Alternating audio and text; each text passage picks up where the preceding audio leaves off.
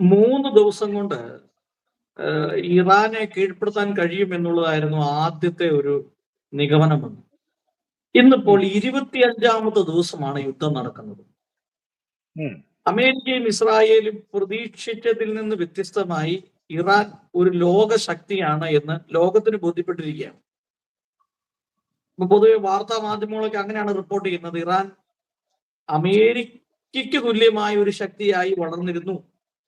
അത് അമേരിക്കയും ഇസ്രായേലും പഠിക്കാതെയാണ് ഇറാനോട് യുദ്ധത്തിൽ ഏർപ്പെട്ടത് എന്നും ഇപ്പോൾ എങ്ങനെയെങ്കിലും തലയൂരി രക്ഷപ്പെട്ടാൽ മതി എന്നുള്ളതാണ് അമേരിക്കയുടെ അല്ലെങ്കിൽ ട്രംപിന്റെ ഒരു നിലപാട് എന്നുള്ളതാണ് പൊതുവെ വരുന്ന നാഷണൽ, ഇന്റർനാഷണൽ, പ്രത്യേകിച്ച് നമ്മുടെ ലോക്കൽ എല്ലാ ന്യൂസുകളും ഞാൻ കണ്ടപ്പോൾ എനിക്ക് അതിൽ നിന്ന് മനസ്സിലായത്. കേരളത്തിലെ മാധ്യമങ്ങള് കൂടുതലും, കാരണം നമ്മളൊരു കാര്യം മനസ്സിലാക്കണം, കേരളത്തില് 1 കോടിയിലധികം മുസ്ലിങ്ങളുണ്ട്.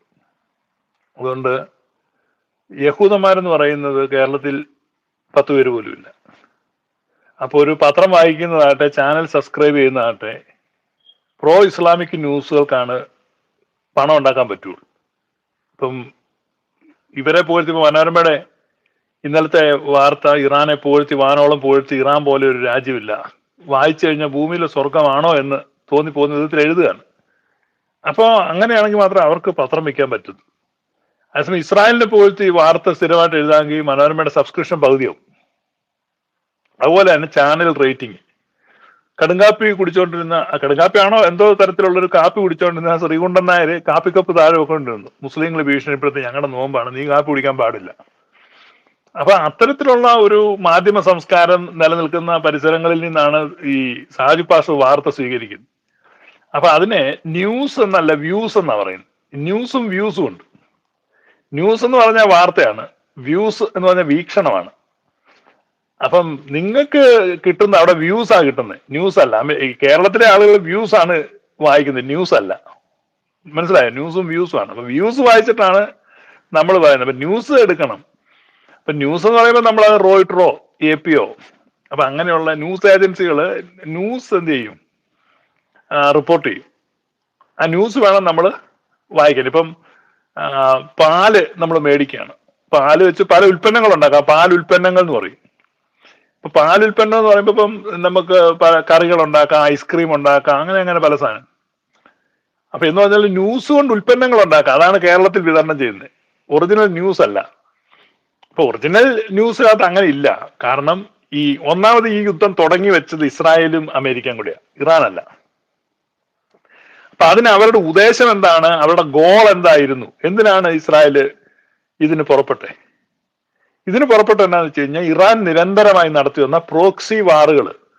പ്രോക്സി വാർ എന്ന് പറഞ്ഞാൽ ഇറാൻ ഒരിക്കലും ഇസ്രായേലിനെ നേരിട്ട് ആക്രമിച്ചില്ലെങ്കിലും ഇറാന്റെ പ്രോക്സി വാർ എന്ന് പറഞ്ഞാൽ ഈ ഹൂത്തികളെ കൊണ്ടും അതുപോലെ തന്നെ ഹിസ്ബുള്ളെ കൊണ്ടും അതുപോലെ ഹമാസിനെ കൊണ്ടും ഒക്കെ ഇസ്രായേലിനെ ആക്രമിപ്പിക്കുകയാണ്. ഇസ്രായേൽ നിരന്തരമായിട്ട് ഇത്തരത്തിലുള്ള ഡ്രോൺ ആക്രമണങ്ങളും മിസൈൽ ആക്രമണങ്ങളും നേരിട്ടുകൊണ്ടിരിക്കുകയാണ്.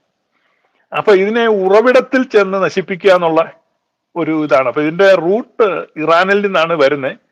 അതുകൊണ്ട് ഇറാനെ നശിപ്പിക്കുക, ഇറാനെ ബലക്ഷയം വരുത്തുക. അപ്പം ഇറാന് മേൽ ഉള്ള ആക്രമണം കണ്ട് ഭാവിയിൽ ഇത്തരത്തിലുള്ള കുൽസിത പ്രവർത്തനങ്ങളുമായിട്ട് മുന്നോട്ട് വരാൻ ഒരു രാജ്യവും ധൈര്യപ്പെടരുത്. ഇറാന് വരുന്ന ശിക്ഷാവിധി കണ്ടിട്ട് അവർ ഭയപ്പെടണം, ഒരു പാഠമാകണം. അതിനുവേണ്ടിയാണ് ഇസ്രായേൽ ഇപ്പൊ കയറി അടിച്ചുകൊണ്ടിരിക്കുന്നത്.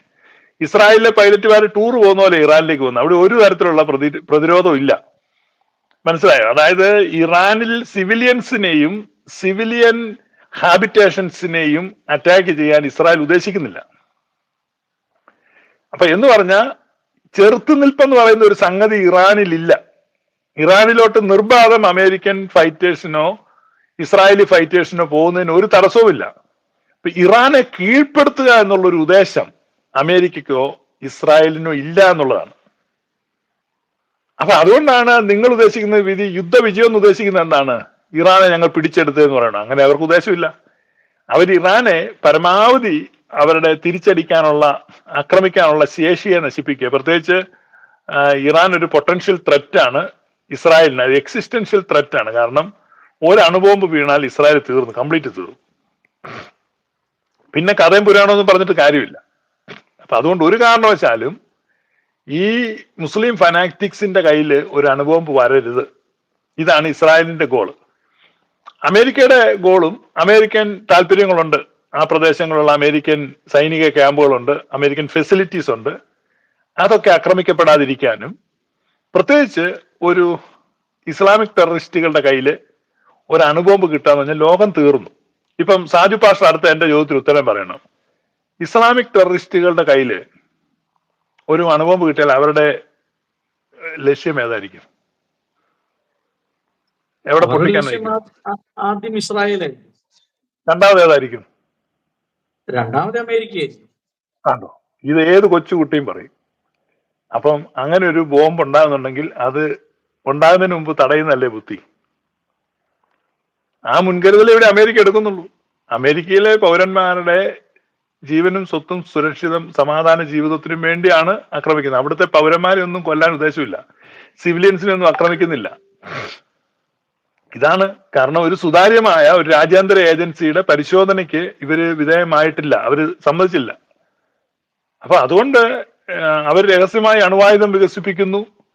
അണുവായുധം ആർജിച്ചാൽ അമേരിക്കയെയും ഇസ്രായേലിനെയും ഇല്ലാതെയാക്കുമെന്ന് എല്ലാ ദിവസവും സ്കൂളിൽ രാവിലെ പ്രതിജ്ഞ ചെയ്യുന്ന ഒരു രാജ്യമാണ്.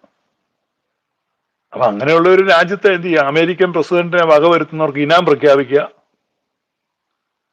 ഇത്ര കോടി രൂപ കൊടുക്കാമെന്ന് പറയുക. അങ്ങനെയൊക്കെ ഒരുത്തൻ ഇരുന്ന് ഭീഷണിപ്പെടുത്തിക്കൊണ്ടിരിക്കുമ്പോ എത്ര നാളെ കേട്ടോണ്ടിരിക്കുന്നേ? അവൻ ഇരിക്കുന്നിടത്ത് ചെന്ന് അടിച്ച് അവനെയും പുറത്ത് വന്ന 6 നിര നേതാക്കന്മാരെ കൊന്നിട്ട് ഇപ്പൊ അവരുടെ രാജ്യത്തിന്റെ മുകളിൽ കൂടെ ചുമ്മാ സുഖസവാരി പോലെയാണ് പൈലറ്റുമാർ പറന്നു നടക്കുന്നത്. ഇത് ഇറാൻ ഏതാണ്ട് ശക്തിയാണെന്ന് പറയുന്നത് മലയാളം മാധ്യമങ്ങൾ മാത്രമേ ഉള്ളൂ.